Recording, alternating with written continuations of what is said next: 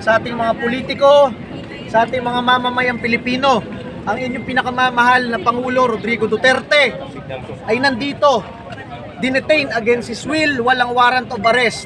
Announce lang ng announce yung taga Malacanang, merong warrant. Kanina pang madaling araw daw may warrant. Wala naman pinakita sa media kanina pang madaling araw kung ano man yung warrant na iyon. So wala yun. So dapat nandito tayo. Buti nandito kayo, kasi kung wala kayo dito, paano na lang? Baka ilipat na lang si Pangulong Duterte kung saan lugar na hindi na natin siya makikita kahit kailan. Ngayon kayo nakakita ng Pilipino, bigla na lang dinukot, armado ang ating PNP. Siyempre sumusunod lang yung iba dyan. Ang masabi natin, nasan yung warrant of arrest? Abogado yung inaresto ninyo.